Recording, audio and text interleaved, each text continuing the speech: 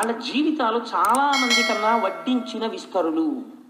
చాలా మంది ఈ దేశంలో మీరు ఎప్పుడైనా రాత్రి 2 గంటల వేళ, నేను అమలాపురంలో ఉపన్యాసాలు చెప్పి ఒకప్పుడు వస్తుండేవాడిని.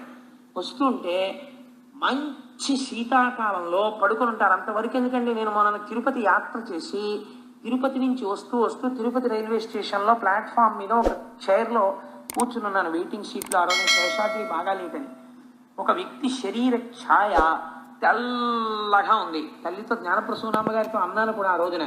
కాళ్ళు కూడా మెరిసిపోతున్నాయి, ఇంతంత గడ్డాలు పెరిగిపోయి ముఖంలో తేజస్సు స్పష్టంగా కనపడుతోంది. బట్టలు ఎంత శుభ్రంగా ఉన్నాయో, కానీ అతను ఒక భిక్షుకుడు. ఇవాళ ఇల్లు తిరిగి భిక్షాటన చేసుకుంటున్నాడు. కూర్చోవడం కష్టంగా ఉంది, మాకు ఇంతంత దోమలు పొడి చేస్తున్నాయి.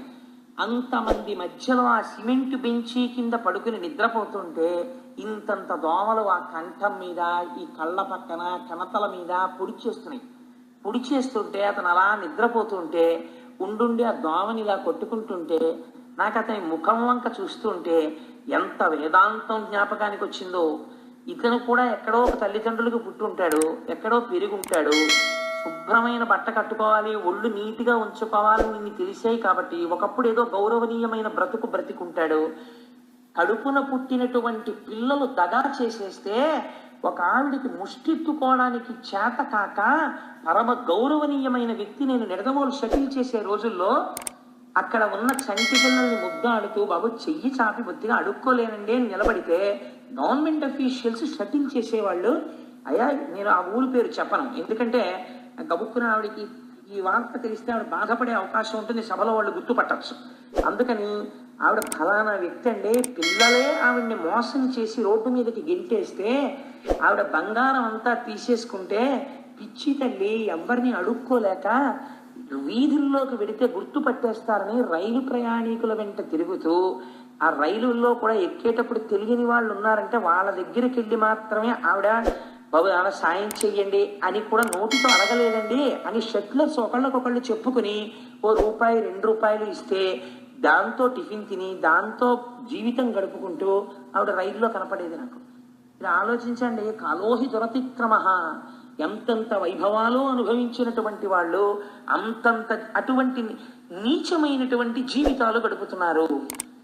మీకు నేను ఒక ఉదాహరణ చెప్తాను. ఒకసారి నేను ఆశ్రమ శ్రావణి మన ఊర్లోనే ఉంది, నేను ఆ వృద్ధాశ్రమానికి వెళ్ళాను. మా తల్లి అనురాధ గారు కూడా వచ్చారు ఆ రోజున. సంవత్సరాది నాడు అనుకుంటా. ఈ ఊర్లోనే ఉంటారు ఒక తల్లి, ఆవిడ పేరు నాకు జ్ఞాపకం లేదు, కానీ శరణ్మేఘము అని పుస్తకం రాశారు. ఎంత చంటి పిల్లల్ని కాపాడినట్టు కాపాడతారు అక్కడ ఉన్న వృద్ధుల్ని. ఒక దుర్మార్గుడైన కొడుకు, నేను ఈ మాట అనడానికి ఏమీ వెనకంజ వేయట్లేదు, నేను తెలిసే ఈ మాట ప్రయోగిస్తున్నాను. తల్లిని, అమ్మా నిన్ను దేవాలయానికి తీసుకెళ్తున్నానమ్మా అని చెప్పి తీసుకొచ్చి వృద్ధాశ్రమంలో విడిచిపెట్టి వెళ్ళిపోతే ఆ తల్లికి పిచ్చెక్కిపోయింది. ఆవిడ రోజు పెట్టి సర్దేసుకుని అన్నం తిని, మా అబ్బాయి వచ్చేస్తాడండి నేను వెళ్ళిపోతాను, మా అబ్బాయి వచ్చేస్తానండి నేను వెళ్ళిపోతాను అని ఇలా చెప్తూ ఉంటారు పాపం అందరికీ, వెళ్ళిన వాళ్ళకి. ఆ తల్లి మాకు చెప్పారు, మీకు గుర్తుంది కదమ్మా, ఏంటి పిల్ల వాళ్ళ అబ్బాయి తీసుకొచ్చి ఇలా దింపి వెళ్ళిపోయాడండి, ఆవిడకి పిచ్చి వచ్చేసింది. ఎవరిని నమ్ముతారు ప్రపంచంలో మీరు? ఆలోహి దురతిక్రమ. వాళ్ళకు వచ్చిన కష్టం కన్నా మీకు వచ్చిన కష్టాలు పెద్దవా?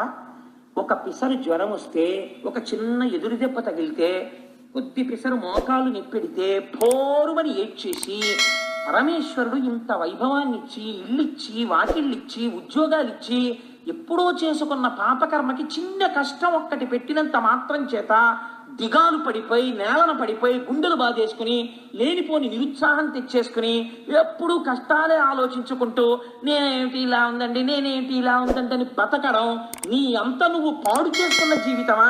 ఈశ్వరుడు ఇచ్చినటువంటి ఉజ్వలమైన జీవితాన్ని నువ్వు నాశనం చేసుకుంటున్నావా? ఒక్కసారి భీష్ముడి స్తోత్రం చదువు. అంతటి పాండవులకి కష్టం వచ్చింది, వాళ్ళు దిగాలు పడిపోయారా? పడిపోలేదే. పాండవులు తమ జీవితాలు పండించుకుని మోక్ష మార్గంలో వెళ్ళిపోయారు, కృష్ణుణ్ణి నమ్ముకుని వెళ్ళిపోయారు.